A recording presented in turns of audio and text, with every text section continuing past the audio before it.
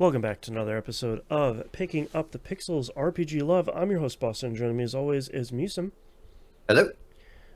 Let's put a quick note here at the beginning for the most recent Game Club episode that we just did for Citizen Sleeper 2, Star Wars Vector. That is, I think normally we'd probably talk about that on the show since it's a tabletop RPG, but that's the most recent episode we did for TVGP's Game Club. Wish I had the episode number here just in case you're listening to it in the future. Let me pull it up here real quick while I'm stretching for time. Game Club episode 126. We spent an hour talking about this game and the first game, and I think we have a really good conversation.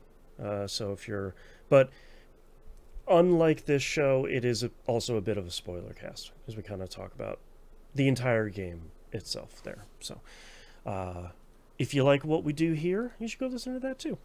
Go check that out. All right, Musum, what have you been playing this past month?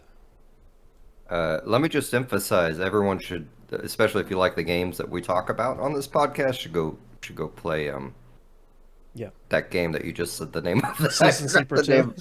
Thank you. Oh my gosh, that's a bad sign. It's a bad sign for this podcast. Okay, so I continued on the Castlevania Advance Collection and started Castlevania Harmony of Dissonance. Oh, yeah. I may have started this last time. I can't remember. This is definitely the one I'd played before. Okay. Because I remember it hit a lot of the same beats as Symphony of the Night, like Just I'm not sure how you say his name, Belmont. I think that's right. Yeah, he looks a lot like Alucard, just in a red jacket, and has a lot of the same kind of moves, except he has a main whip, and Right. you fight some of the same bosses as Symphony of the Night that were introduced in Symphony of the Night. I'm pretty sure they were. Well, I think the thing that's so interesting about a lot of the post Symphony of the Night games is that they reuse, and I don't mean this in a negative way. They reuse so many bosses and so many enemies. And it's not just like the Medusa heads that fly in a sine wave. It's also like major bosses and major enemies and stuff like that. I think you saw less of that in, oh my god, what was the game before this one? Circle of the Moon? Yeah. I think you saw less of that in that game. And I feel like with Harmony of Dissonance, it's just like, no, just have them fight the regular stuff, man. Yeah. Come on, these are all Castlevania monsters by now.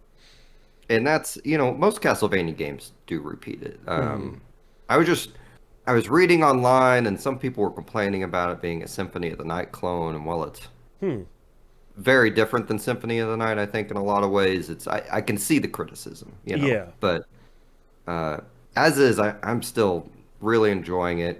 This one, Symphony of the Night, is a lot more story than Harmony of Dissonance. Right. Harmony of Dissonance basically has four or five characters at most. You have Maxim, your friend, who it seems to be having a personality issue.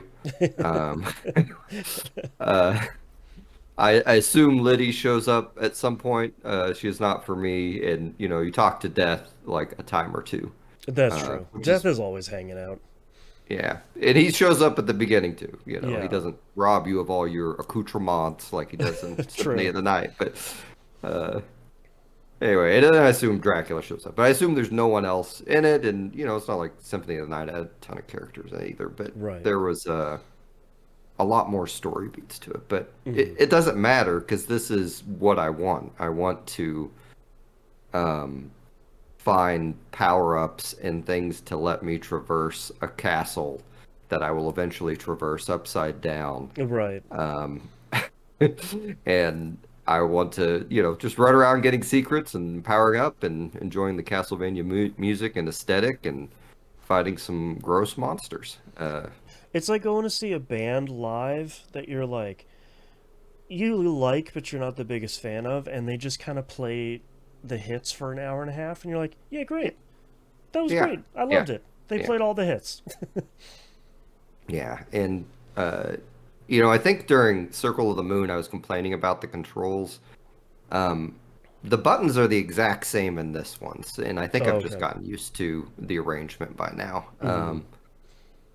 I would say like Circle of the Moon does feel like a little like the controls feel a little stilted, like they aren't as kind of reactionary as you would like, or I Yeah. would like rather.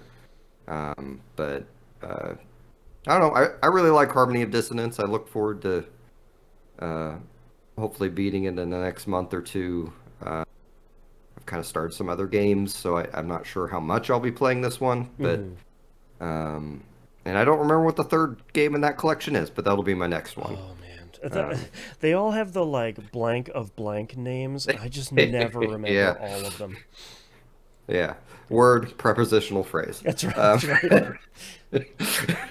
um, so aside from that, I went and got Game Pass again. I'd let mine lapse Mm-hmm.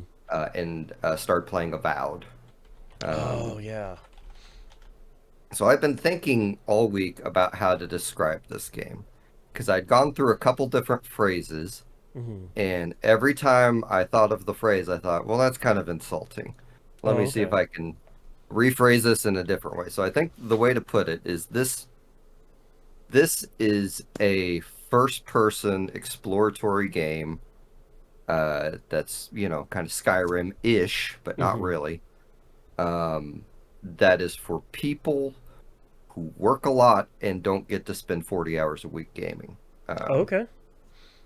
like the way this game, the game starts like a typical, first person RPG. You make your character, you don't pick your race, you're going to be a godlike no matter what you do, Mm-hmm. um, which is in the Pillars of Eternity universe that this takes place in. I Oh guess it okay. means God has grazed you at birth, so you have some type of facial deformity, Mm-hmm. which looks to be mainly fungus. Um, Oh okay. you have a choice of variety of fungus to choose from, um, which is good because you're a fun guy. I'm sorry, I shouldn't have. Heyo. Here all night. The So we're like a Skyrim game. You're kind of wandering around and joining, mages guilds and things like that, and you can pick up something every 5 feet that is meaningless. Right. Um, like I enjoy, you've listened to this podcast. If you've listened to me for more than a year, you have heard me talk about Skyrim. I play Skyrim constantly, Yeah. This is probably the longest break I've had from Skyrim since it released. Um, so I love that system. But the thing I like about this is like they have multiple areas in the game. I'm still in the first area. Um, so if you're picking up like a vegetable or a fruit or a meat, then it goes in the healing item bin. Like when you're in combat, you pull up your quick wheel, they just have, you have your healing potions and then you have your healing foods. Oh, And interesting. they are not like, it doesn't say like apple, carrot, cabbage. It just says, here's your healing food icon. You click on it and you eat it, and that's that. You don't have to Oh, so it worry about says it. like you have three healing food items. Doesn't matter what they are. Exactly. Interesting. Uh, Okay. you can make meals and stuff from them that'll give you different stats, which I've done that. I don't think I've used the meals, but the other nice thing is the only thing that has weight are weapons and armor. Um, Oh, nice. Okay. so you can have 1,000 apples on you, and it won't matter. Your gloves don't even weigh anything, or your boots. It's just like your main armor, your shield, your sword, your spell books and stuff. Okay. Um, so the way this game operates, like mechanically, it's they try to be a little bit more action oriented in how it works, but um, it's not hard. I guess is Mm-hmm. what I want the takeaway to be, and it flows pretty easy. You have three skill trees in it, and you can jump between them at will. It's not a Diablo situation where you got to put a point in one to unlock the skill tree. It's just there. And like Hmm. when you hit level 5, there's probably a level 5 skill on all the trees you can take if you want it.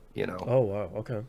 Um, the skills are more like I want to say perks, but that kind of calls back to Skyrim. Like they're like they lower costs of spells, and they'll you get your typical like archer stuff of the now when you zoom in it slows down, things like that. Okay. Most of your level ups are going to come from upgrading your armor and weapons. Um, but now to me, the coolest thing about this game, because I always want a little bit of magic and a little bit of non-magic, right? Right. Um, the wizard tree, you can innately learn all the spells. You can put your level up points into it, and you don't need anything to cast them. So you can go that route, or you can do what I do, and you just find grimoires, and you can cast from the grimoires. Um, Oh, nice. and different, I have probably four or five. They all have different kind of spell combinations in them. Um, all of them can be leveled up. Generally, leveling up the grimoires like lower their like time to recharge the spell and cost to cast and stuff like that. Um, so that is like I very much enjoy that. It seems to me like operationally this game is they just plop you into a big area with a like this first area it mainly just has one settlement. I think there might be like there's one main settlement and then there's a couple like camp things you can find and but there's just a ton of ruins everywhere you can go to and a ton of cool side quests, and it's made by Obsidian, so you're getting like Obsidian level dialogue through the whole Mm. thing from your companions. I have two companions following me around, which made the game vastly easier. I didn't know that was going to happen. I'd been traveling for one companion for most of the island, and then I finally went and did the next story quest, and they gave me another companion. I'm like, oh, uh, I wish I had done this before I attacked this camp that I wound up having to nerf by hiding on this cliff and sniping them very slowly. Right. Um, this is a really cool game. Like I would not I would have been happy had I paid $60 for it. Mm. Um, I I feel like it takes kind of the loose idea of like a Skyrim, um, and just makes it something that fits kind of in my life. Because I'm only gonna Right. be able to play it for an hour or two a night. Usually I level up. Usually I complete a few quests. Um, from what I was like, I haven't done a ton of research online about this because I kind of just want everything to be a surprise. But um, I did read X amount of things I wish I knew about this game before I started it. Um, and one of the things that Liz said was there is going to be very little reason for you ever to go back to an area you just went to. So Oh, okay. just do everything before you leave. And the environments are so cool in this game. Like I am in it. Like I'm there. Let's do it all. Like okay, Right. there's a creepy island partially constructed out of crashed ships. Yeah, let's go Oh, check this cool. thing out. Heck yeah. Like I'm still trying to figure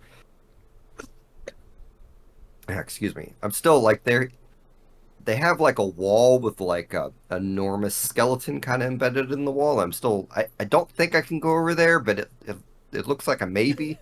So I've been hopeful, and there's still like one or two areas I haven't unlocked yet. I need to Right. pursue the story quests a little bit more, but um, it's really cool. Like a lot of the I guess back to the dialogue. Like when you start the game, you pick a background, Mm. um, and that background gives you a bunch of flavor text that you can choose at any point in time. Like I chose I always forget what they call it. It's either ranger or scout or something like that.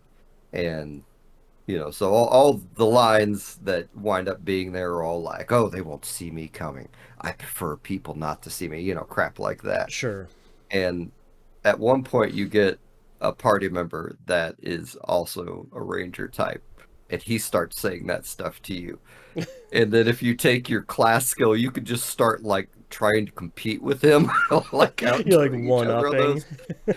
Oh, it's so good. Oh I man. did it. I was like, oh, should I? No, we're gonna do this. We'll Yeah. just hopefully it doesn't get the companion killed. It doesn't seem to matter so far, but it's a lot of fun to do. Oh Um, man. but I'm not super far in this. I really like this game.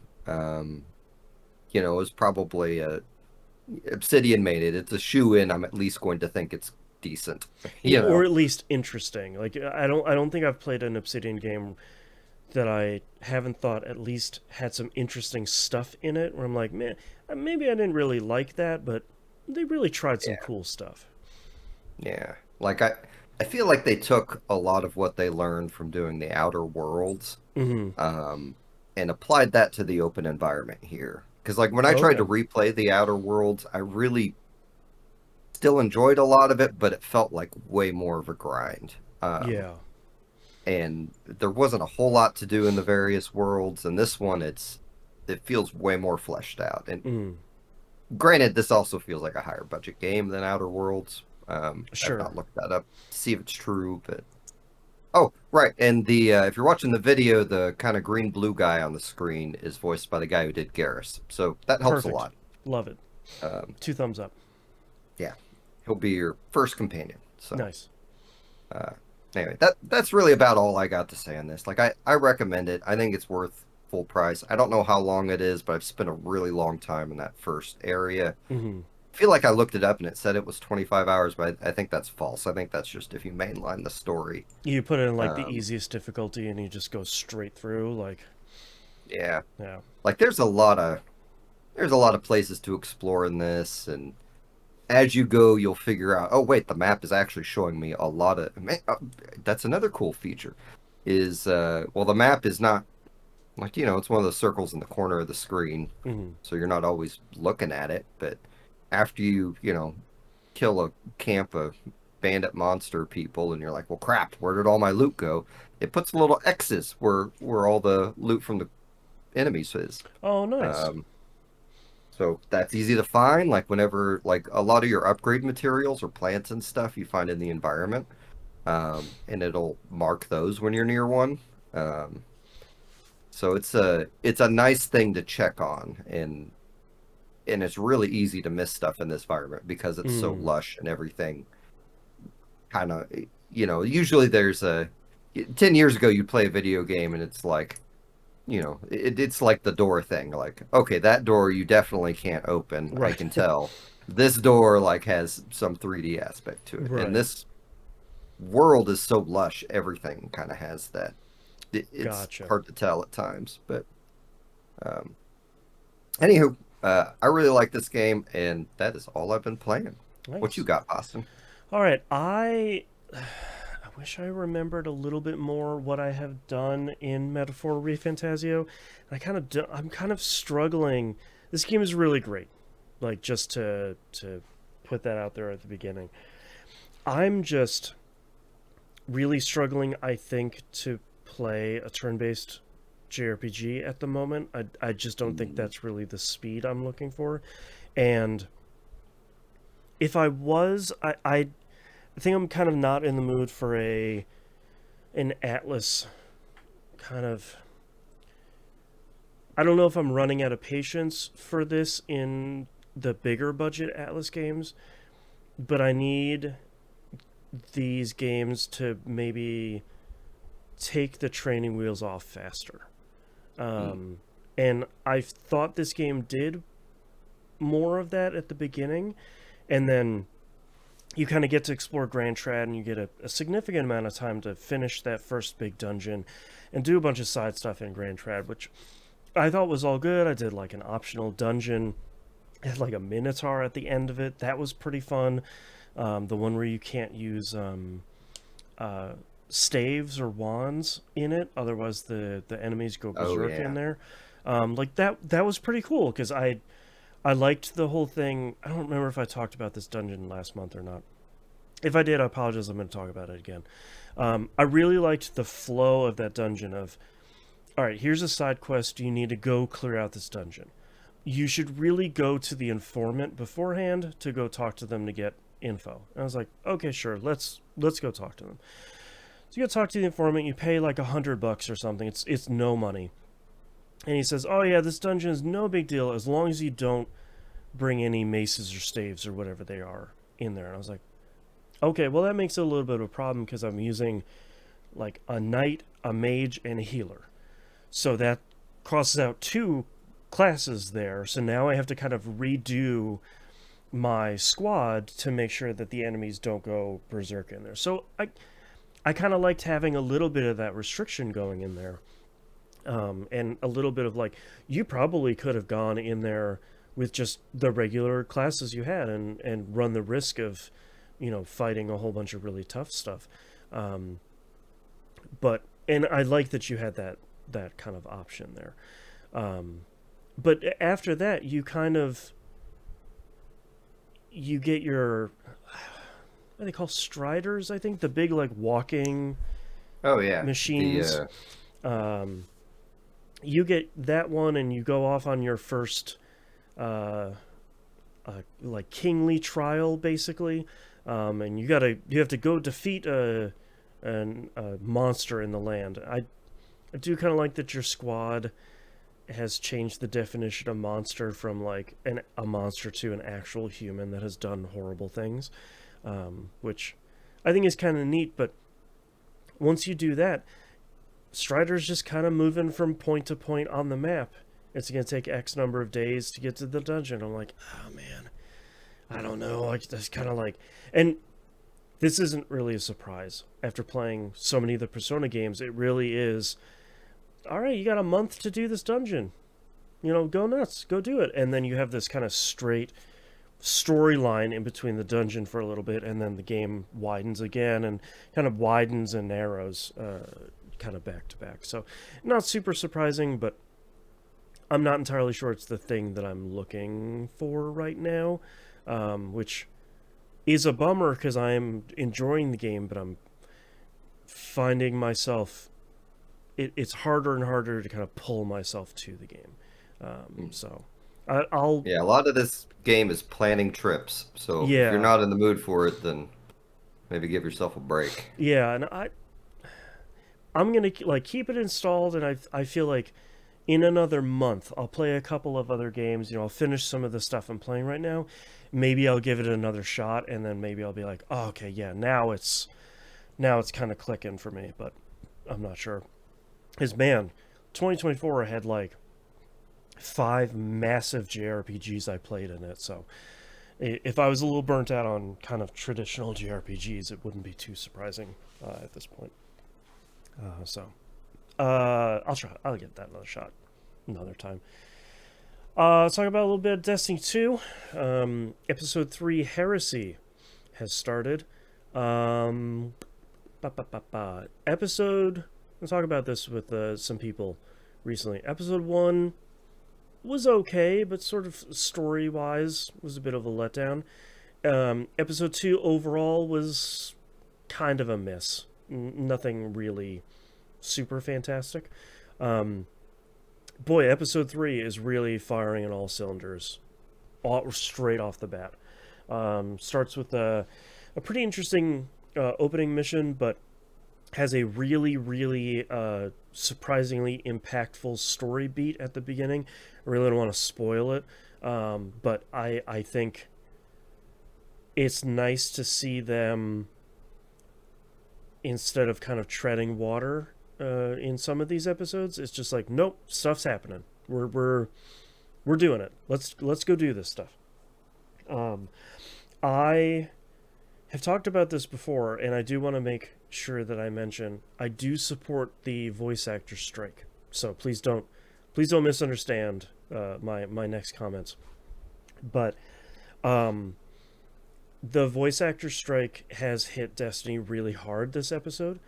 There was a big kind of additional story beat here at the end of Act 1, and had 3 kind of major players standing there in front of you talking to each other as this like big kind of story moment we've been waiting for a while.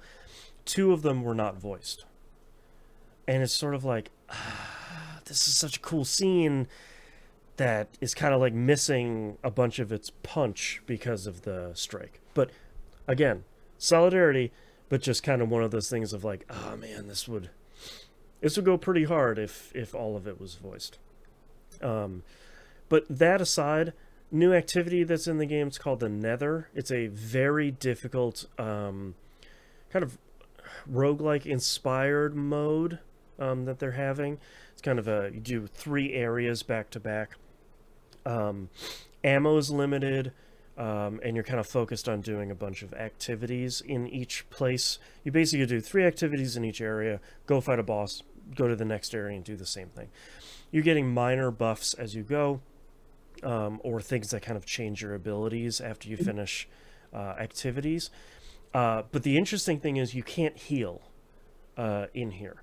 So they've massively buffed your health. It's either like 3 or 4 times the amount of health that you have, but you can't heal any of that.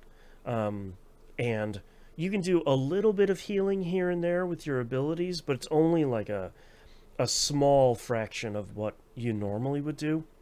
So it kind of flips a lot of Destiny's combat on its head, where it's like it changes it from something where normally playing Destiny 2, you're really pushing very hard and you're being very aggressive. And this one, you're really trying to make sure that you're pulling back and you're being a lot more passive and a lot more defensive, which I think is kind of a neat way to approach the game overall. Not too much more to talk about at the moment. Everything else seems to be kind of doing pretty well. And, we're only a third into the story at this point. So Act 1 finished, I think, in a week and a half or something. And then Act 2 will start, so we'll see what that's going to bring. But so far, things seem pretty good, which I'm not sure that we were really expecting at this point. So Destiny 2, 2 thumbs up. They're doing it again. Last game here to talk about, Like a Dragon Pirate Yakuza in Hawaii just came out. If people remember the Like a Dragon Gaiden, the man who erased his name, that was like a kind of bridging side story after Yakuza Like a Dragon that kind of connected it to Like a Dragon Infinite Wealth. This is Infinite Wealth's version. So it's kind of the bridge between that game and then whatever's going to happen next. I have no idea because I haven't finished this game yet. But it isn't the next big Like a Dragon game. It isn't the next kind of mainline entry in the series. It really is. You're playing as Majima, who washed up on the shores of a Hawaiian island with amnesia, and you're kind of off to the races at this point, becoming an actual pirate with a pirate ship with cannons and stuff on it, and sailing around Hawaii and a pirate ship business around there in modern day, which is as ridiculous as it sounds and as ridiculous as the Yakuza games tend to get. I'm enjoying this quite a bit. It is just like a Dragon Gaiden. This is an action RPG. It's not the turn-based RPG like the other ones are. So you're gonna do your kind of regular beat 'em up stuff throughout this game, and you're on the same area of Honolulu you were before. So if you played Infinite Wealth, it's that same exact area before. It's just you're playing it as Majima. You're running into some new people. You're running into some old people that you've sort of had encounters with before. You're doing some mini games you've done before, but they're all kind of as Majima, and it's kind of fun doing running into people you ran into as some of the squad from Infinite Wealth, but as Majima, and him just being like, what are you talking about? Like, why is everyone so weird in Hawaii? And it's like, no, this dude's pretty normal. Don't worry about him. But he hasn't dealt with any of these people before. I think the only thing this seems to be missing that kind of makes sense is the kind of Pokemon sort of thing that was in Infinite Wealth. That doesn't seem to be in here. But everything else seems to be available here.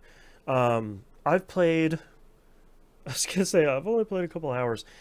I've played quite a bit of this, but a lot of it has been the regular Yakuza thing of like, oh yeah, okay, well now I'm in Hawaii, and you kind of open up the open world. That's what I'm gonna be doing for the next couple of hours. Is just looking at stuff on the map, doing side stories, leveling up, taking down some bad guys around the map, catching a bunch of butterflies, hanging out with my tiger buddy. Yeah, you actually have a baby tiger that you have connected with. That the kid that you're with is just like, no, he's just a really big cat. And even Majima's like, I don't think that's true, man. He's like, no, yeah, he's just like, he's a big kitten. Like, some cats come big. And it's like, I mean, he is a big cat. You're not wrong about that. But like, I don't think, I don't think that's. We'll bring him along with us. Don't worry about it. So it's nice to see that it's as ridiculous as most of the other games can tend to be. But I kind of in the most positive way, I don't have a ton to talk about with this one because I think you kind of know what you're getting at this point, and it's pretty ridiculous. There's two battle styles. You are sailing around pirate ships and shooting cannons at other ships that you're running into. There's a cooking mini game. It's just like, it's as ridiculous as these games are, and I think if you love that stuff, I think it's more of those in probably a 20-hour package. Just like the Like a Dragon Gaiden was. And if you don't like these games, these aren't the ones that are really going to get you interested in them, because they really are like, oh, you love these games, you want to see what's going to bridge, infinite wealth and then whatever's going to come next. You're going to kind of have a good time here. So I'm hoping to talk more about this by the next time we record.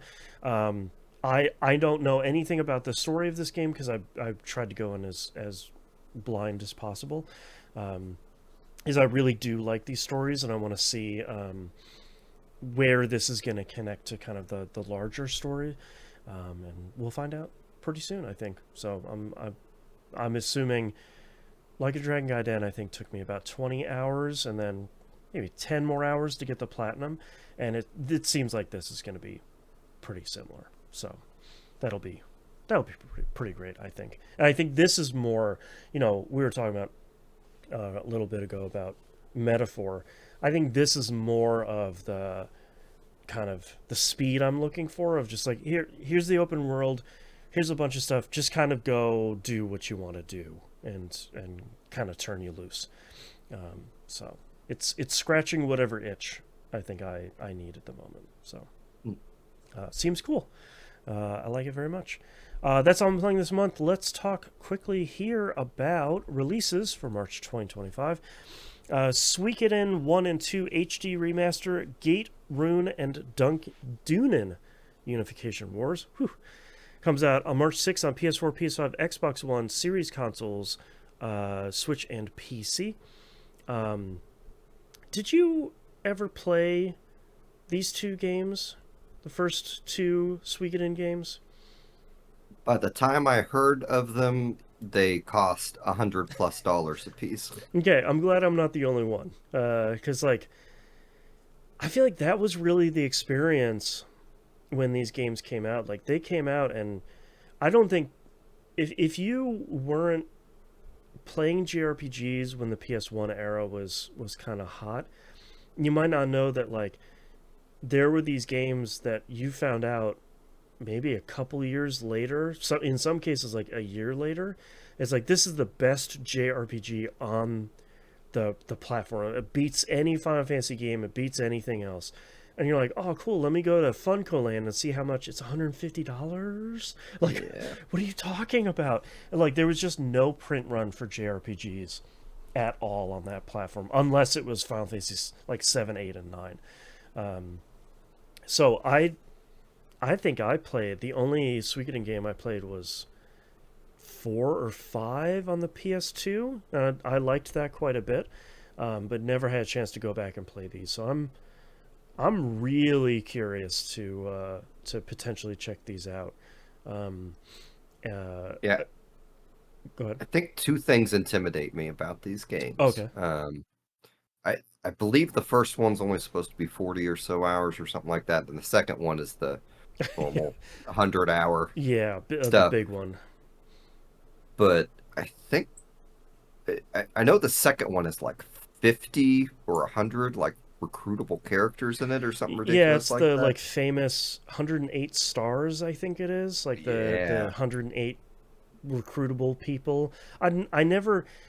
It's kind of hard because people are always like 108 stars. I never knew if can you bring all. Are they potential party members or are they just people in your castle that are helping out? And like this is you recruited the blacksmith, so now you can make weapons. That's a star. I never Mm. 100% could tell. I'm realizing how little I know about this game because in Ditto. my brain, like the assumption was I was like managing an army or something with that, but Right. but maybe that's wrong. Like Yeah, I don't. I don't know what this game is. Like I want to play this re-release, but I am gosh, just with the amount of Little time I scared of it. have now, yeah, I Yeah. don't know if I actually can give it the justice. And Right. like in my 20s, I would have killed to play these games. Oh yeah. I wanted them so badly. I wanted my own copies, and I was too broke to spend the, $100 on the first one. And like the Right. second one, I think is consistently gone for like $200 or $300, or at Yeah, least it's back then. very. Yeah. Um, But and I know the second one is widely considered like, not the best RPG of all time, but one of the best RPGs of all exactly. time. Yeah. Yeah. I Um, do. I bet this would be a really good Steam Deck game though, especially if yeah, for grinding. Like this seems like the era of like, okay, you're in the overworld, you're in a dungeon, like get to grinding, man. Like it's yeah, put in the hours. So that seems like it would be a pretty great platform for that. So yeah. I was adding it to my Steam list as you started talking there you about go. it, actually. Yeah, add it to the old Steam wish list. Yeah. Yeah. All right. Next game here is Dungeons of Hinterberg. Comes out PS4 and PS5 on March 13th. This was an Xbox exclusive for the last year. I believe it came out this time in 2024. Um, Kind of like an hack and slash action RPG, dungeon crawling, and also like friend making kind of story decision game. People seem to really like this, and I believe it was originally on Game Pass. Don't quote me if it is still or not. Um, but people really seem to like this as kind of like a platforming hack and slash action, but kind of like a. I feel like a lot of games now, to their credit, this is not a negative, are sort of like, why don't you make friends with everybody in the neighborhood and maybe smooch a couple of them? And I was like, yeah, I'd like to do that. Thank you so much. Um, Along with like a dungeon crawling action RPG. Um, so I seems cool. People seem to really like this. It got reviewed really well. I'm happy it's coming to PlayStation platform. I can't even speak. Platforms now. I think it's available on everything. Maybe not Switch. I probably should have looked it up, but that's okay. So this looks pretty cool. I'll have to add this to the wish list as well and see if I can pick this up at some point and check it out. Next game here, it's an RPG question mark. Assassin's Creed Shadows probably finally comes out March 20th. PS5, Series consoles, Mac OS, and PC. Um, I these I don't know what I've been trying to like. God, where do I start? uh, I've been trying to not know a ton of stuff about this game because I do really like the Assassin's Creed games and I'm interested in this because it seems like they're really trying to take a different path with this game, and try to have it be a bit more of an open sort of thing and have it be a bit of a different uh, type of game than the other Assassin's Creed games are. So that's why I'm saying it's an RPG question mark because the last couple of games have been like you're getting loot, it has rarity, here's the XP, you leveled up. But this one seems like it might be moving a little bit further away from that, which might not be a bad idea for Assassin's Creed at the moment, of getting something to be a little bit more fresh. So do you think you're gonna? How are you feeling about Assassin's Creed? This is like the most loaded question I can ask anybody. How do you feel about Assassin's Creed in 2025? I will be happy to talk to my nephews, Mm-hmm. where one of them will undoubtedly play it. Mm-hmm. I'm probably never going to play an Assassin's Creed game again. Okay. And that's not a knock to these games. I just, I played, I feel like 5 or 6 of them, and Right. I really enjoyed my time. Ezio's story was great. I just don't. I have limited time, and this just. I feel like if I were to play one now, I'd need to go back and play more of the old ones. Oh, sure. Um, and I know like they don't necessarily do the like a modern day story like they did in the original I know series. it drives me nuts. I love that stuff so much. Yeah, and I'd be completely lost if I jumped to this. I didn't play Right. Valhalla. I didn't, I bought the Egypt and the Roman one, Mm-hmm. but I never played the Roman one. I wanted to get to it, but I thought, oh, I'm gonna play through the Egypt one first, and Right. I think I made it most of the way through the Egypt one, and then never finished it. Was it Origins and Odyssey? Right, that's what they're Yes. Yeah. called. Correct. So I don't know.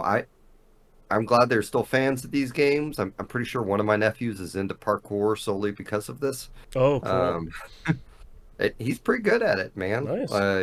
He just joined the pole vaulting team and is doing good on that. But Dang.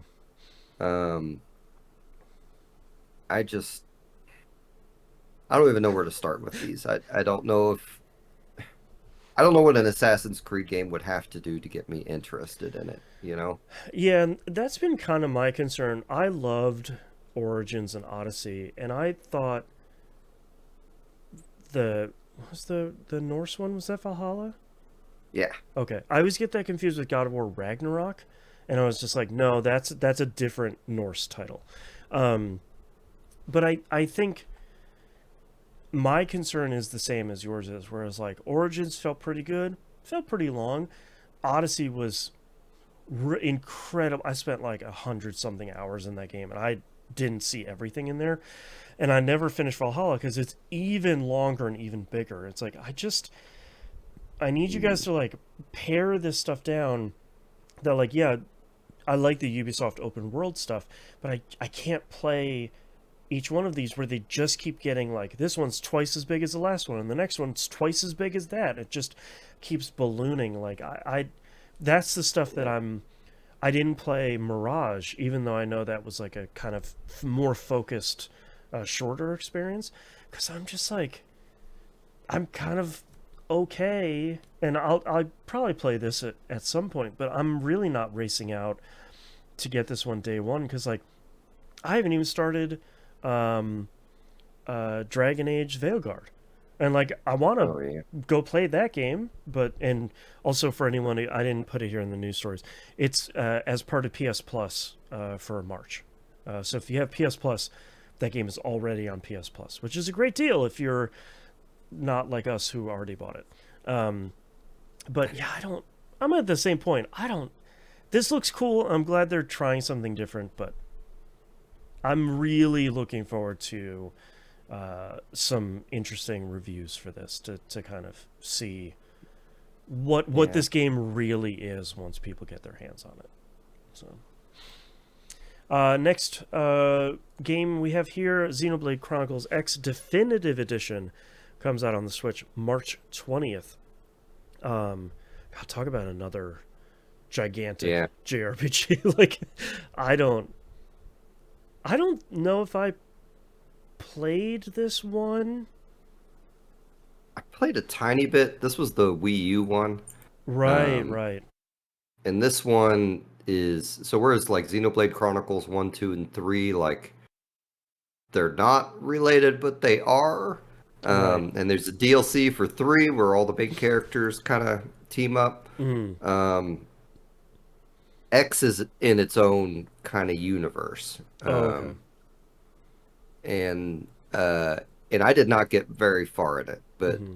my Xenoblade friend, who I've talked about on the podcast before, this is his favorite one, and he is Wow. absurdly obsessed with this game. Oh, And okay. this is the one with mechs.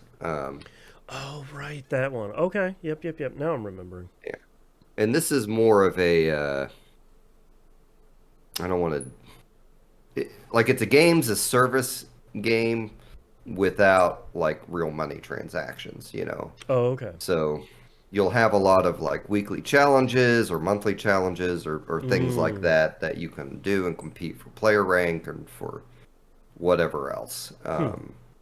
But like it sounds like they got a pretty cool ecosystem in this, and this is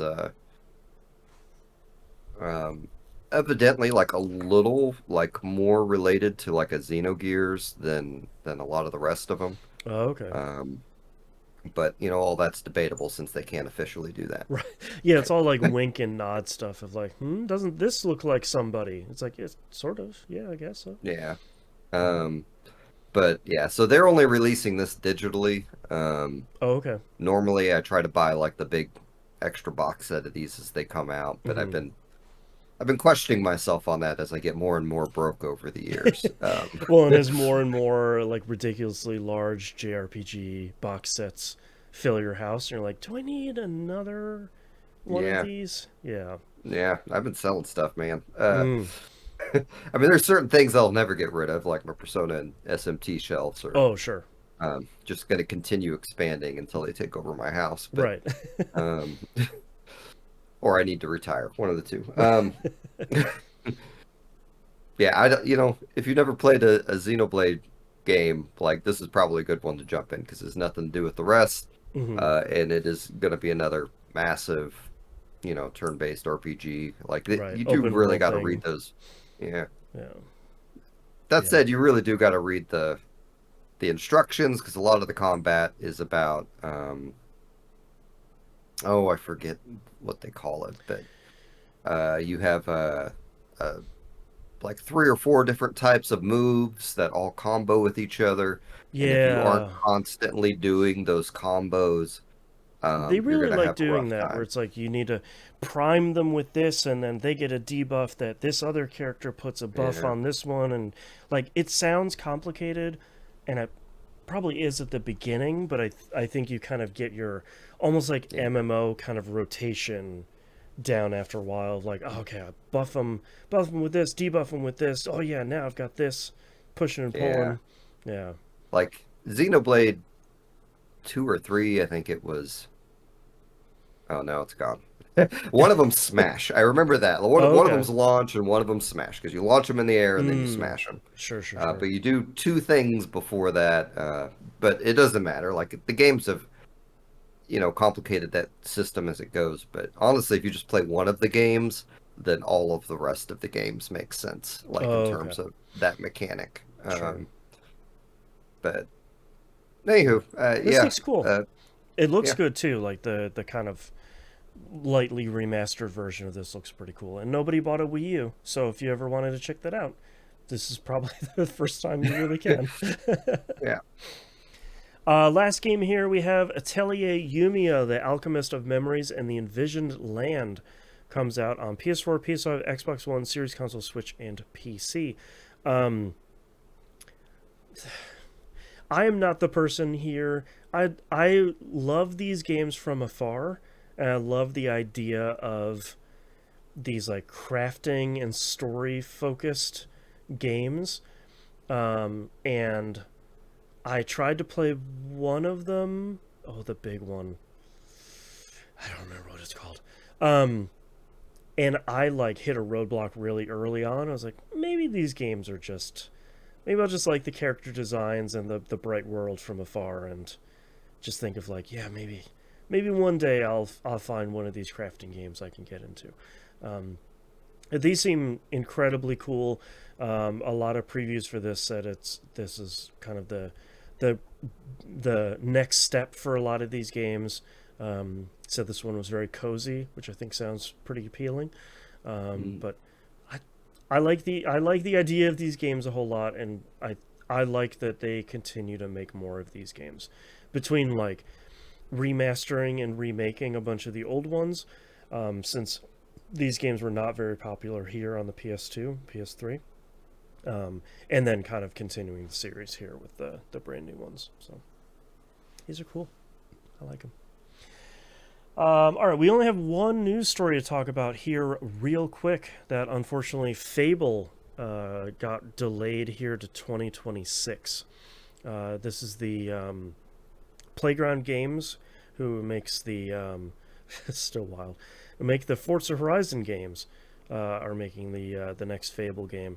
This was kind of the trio of RPGs, or at least like RPGs and action games they talked about, which was Avowed, South of Midnight, and then Fable. It was kind of Xbox's big upcoming games here. What's this guy's name? Craig Duncan from Playground Games says, quote, "While I know that's not maybe the news that people want to hear, what I want to assure people is that it's definitely worth the wait," end quote. So it is currently slated for 2026. No specific release date there. But they showed some footage here of just like light gameplay stuff and kind of environment stuff without a HUD on it. So it's nothing like super major. But I really thought this game was going to come out this year, as it's been 5 years since they announced it. They announced it in 2020. So for a Fable game to kind of be under development for that long feels pretty surprising. And especially for a game that I feel like we don't really know anything about, other than it's a new Fable game, which is surprising, because I think, I don't want to say the game is in trouble or anything, because none of us are really going to know that. But I figured we would have known anything about what this game is going to be or how it's going to play or anything like that. And we just still, they still didn't even use this as an opportunity to say like, yeah, well, here's stuff that's returning from the other games. Just none of that, which I think is pretty surprising. I was going to come in here and ask you and say, like, are you excited for a new Fable game? We don't know what it is.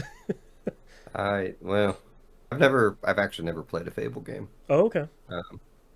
Like, every once in a while, like, it really, it's whenever the rumors of another Fable game come up, like, I think, I don't know, I bet they're all on Game Pass. Maybe I should go try them out. I know that probably backwards first compatible. Yeah. Yeah. Like the first one's like 10 hours or something, isn't it? At Right? most, Like it's not a yeah. long one. But also, I don't know. I don't know if it'd be worthwhile for me to play that old a game that never, I don't know, just never really looked that appealing to me. And I don't know Yeah. if that was the diehard PlayStation fan in me from back then, just hating on it because it was an Xbox product. Right. An Xbox or RPG, how could they? Yeah. Right. But at the same time, I played most of what's that game where you play an immortal from back in the day? Like you really enjoyed it. That doesn't help. On the Xbox? Yeah, it was an Xbox only. They've never remade it. Yeah, it's that the 360 game or Xbox, Yeah. original Xbox game that I really don't like, Jade Empire. No. Oh, okay. Well, I don't like No. that game. I do like Jade Empire, but no, that Okay. wasn't what it was target. It was so this was a 360 game. Okay. It did not come out on anything else. And a little ways into the game, you kind of find out your character actually just is an immortal who's lived forever, and you find all these cool, kind of really long past memories or passages as you go throughout Lost the game. Odyssey. Lost Odyssey. That's Yes, it. yes. Yeah, that's also backwards compatible for anyone that ever want to play that. It's usually on sale for like $3. Yeah. Yeah. That one I really did enjoy. That's and, like, a every great once in a game. while, I think, man, I should actually go finish that.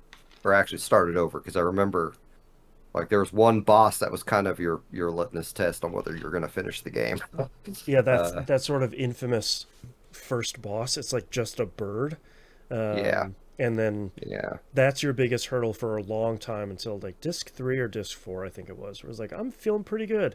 There's a boss that's just like, nope, no, you're not.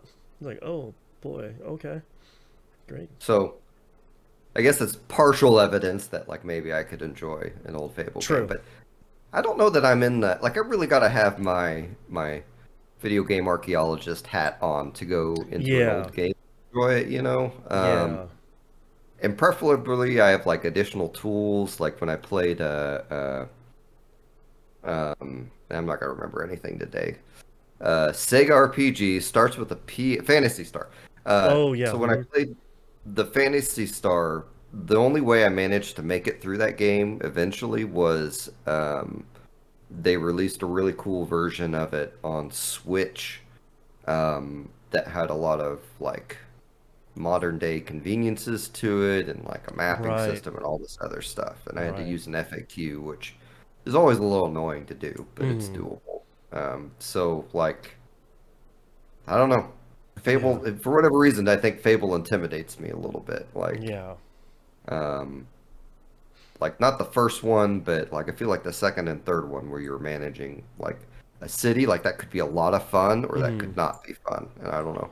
Well, and I think you bring up a really good point too, that makes it a little bit harder for especially that era of games, is that you play something from like the NES, the Genesis, the Super NES, even like all the way up to the Dreamcast.